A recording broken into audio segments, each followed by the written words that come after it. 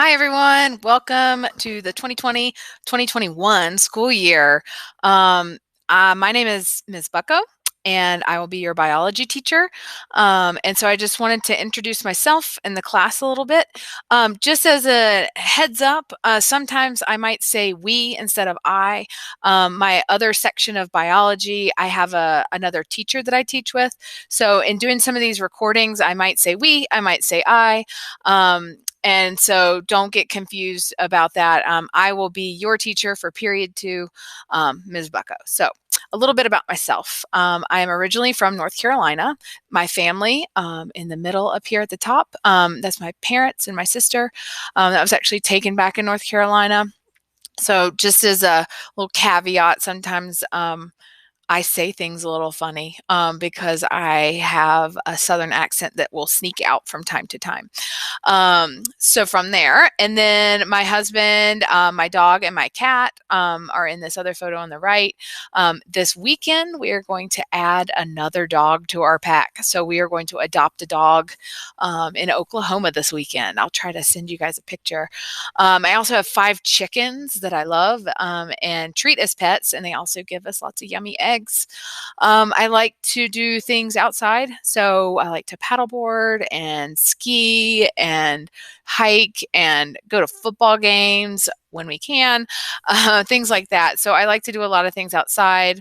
I appreciate watching sports and things like that, and also going to see music when we can. So this picture over here on the left was a music festival, a bluegrass festival actually in Palisade one year. So like to get out and do things. And I love animals and having my pets. They just bring me a lot of joy. So anyway, I'm looking forward to seeing your faces here this week. And in the next segment, I'll get to a little bit more about the class, what to expect, and what we should expect of each other. So see you later. Okay, guys, so today we wanted to talk a little bit about some expectations around what the class is going to look like as we move into remote learning, phase 1. Get my screen to go here. Okay, so we're going to talk about some habits around remote learning, some things we should do to make sure we're respectful of each other and to make sure we're really successful. We will have virtual meetings twice a week most of the times. On the other days, we will have help sessions that you can optionally go into and leave as you have questions. You can come talk to us, get questions answered, and then leave. So we'll have links to all of those on our website.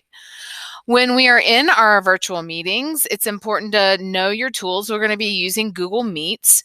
And so it's really important to always mute your microphone when you come into the meeting. And that is the microphone symbol on the left side of your symbols there. So you want to make sure that's muted. And that's just so that we don't get a lot of feedback and it's easy to hear each other and that kind of thing. You can also use the chat to ask questions. Feel free to turn on your microphone and ask questions, but sometimes it's easier to use the chat so you don't feel like you're interrupting someone. We will monitor the chat. So as we are having our virtual meeting, if a question comes up, we can stop and answer it when it's a good time. Emojis are okay, but don't overdo it, right? Because we want to make sure we're using that in the most productive way that we can. The camera's up to you. If you want to turn on your camera, we love to see your faces. It's really helpful when you're having a meeting to at least have some faces to look at. We certainly understand it if you do not want to have your camera on for whatever reason that might be. The only thing we ask is that you're just not silly with your microphone, turning things on or off or having something inappropriate in the background. So just be aware of your surroundings, and we encourage you to use your camera, but certainly we understand if you don't want to. If you need to take a break from a meeting, simply mute your microphone. You should always have that muted anyway. Feel free to turn off your camera if you want and walk away and then come back after your break. So don't feel like you have to stay in front of the camera no matter what. We will also try to always record meetings and post them if you need to get caught up at a later time. So let's talk a little bit more about how our class is going to work. We are going to use our Google website, which is the one that says Welcome to Biology on the right. That's going to be where the daily agendas are, what you're supposed to be working on each day. It will also have links to all of our live help sessions and virtual meetings. We're going to post everything in that website. And then Google Classroom is where you're going to turn in all of your work. So in the website, there will actually be links in some cases to Google Classroom for you to turn in your work.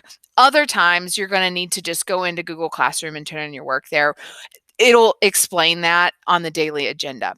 In Google Classroom, if you use the classwork tab at the top, that is where all the assignments are housed, and they are numbered. And the numbers will match on the daily agenda in Google Classroom as well as in the gradebook. So it's really clear.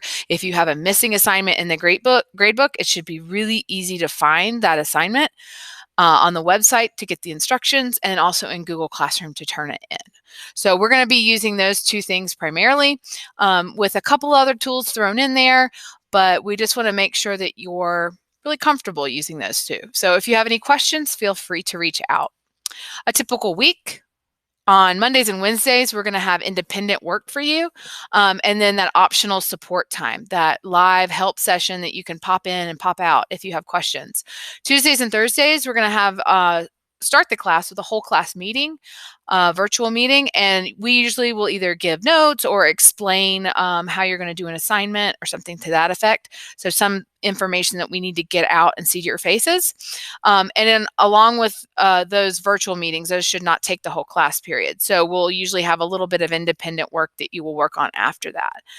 On Fridays, it's an independent work day for you. You can expect to have finish homework from prior week's assignments. You just finish whatever it is you need to be working on, and then expect to have some sort of short assessment, like a little quiz or something like that.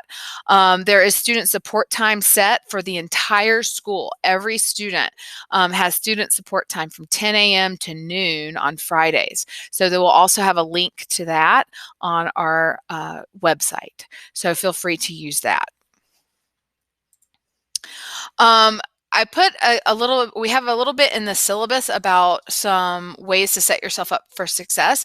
One of the things you can do is make sure that you have a quiet space, a separate space for you that is set up as your school, right? So we want to maybe have a desk or a table or something like that that you can sit with, and you want to try to avoid a place for example, doing work in your bed or in the closet, right? I don't know, some weird place. So make sure that you have a place set for your schoolwork. You need to wear appropriate attire when we're meeting virtually. So pretend like you're coming to school. And the other thing you want to do is make sure it's free of distractions as much as possible. I know this isn't always possible at home, but if you can find a quiet space where there's not a lot of people coming and going, and maybe set your phone aside for a little bit, just so you can focus on the task at hand. That really helps to have a quiet space that doesn't have a lot of distractions, and that is a space that's set aside for you to do schoolwork. In this classroom, and I think especially doing remote learning, mutual respect is going to be very, very important for us. We need to have respect with each other when we're on meetings, as well as when we're communicating. So be sure to just keep that in mind. And if we feel that anything isn't respectful, we'll have a conversation with you about that, and take that as we need to. Okay. But just make sure to remember that we need to be really respectful. You should also be present and ready to go at the start of the class. So it's just like any other day at school, except you're not here at school. So check out the daily agenda a little bit before class starts so that you know what's going to happen. And then at the start of your class period, be ready to go. So especially if we have a virtual meeting, you might think about logging in a few minutes before the start of class so that you're ready, and you have proper attire on, and ready with your supplies, like maybe a pencil, pen, paper to take notes on, that kind of thing. If you have a question, it's going to be also super important for you to get those questions answered. So you need to make sure that you write those in the chat or unmute yourself and ask it to the group. It's important to have real conversation. If we're not having a virtual meeting, you can go on to the live support times that we have and ask your questions there. You are also welcome to send an email or a remind message to get questions answered. But bottom line is, if you have a question, please ask it so we can know and help you and make sure that you are set up for success. And that goes for all of your teachers. In terms of grades and attendance, grades are going to go in the grade book. We don't have categories or nothing's weighted this year. And then I will indicate on the website and the agenda how many points things are. So you're going to get points each day. Some larger assignments will be worth more points and other smaller assignments worth fewer points. And there will always be one thing that you need to do each day in order to get your attendance checked. Okay, so in order to be present in class, there will be a task that you need to do, and that will indicate that you interacted with our class and that we will mark you present for the day. So just pay attention to that on those daily agendas on the website. Late work. We're going to be somewhat flexible with late work because we know everybody's in different situations, but we do need to keep things coming in a timely manner. If things are really late, you're basically missing out on that learning that's happening currently. So you want to try to stay up to date on your late work, on all your work, and not have late work. And if you happen to have something that you missed that needs to get turned in late, it has to be turned in by the end of the unit. And we will really clearly communicate that with you when the end of the unit is. And then after that unit is over, we move on and we don't take any more late work for the gradebook. Also really important to know that if you turn in something late, you must let me or Miss Patterson, if you're in period 1, know that you turned something in late.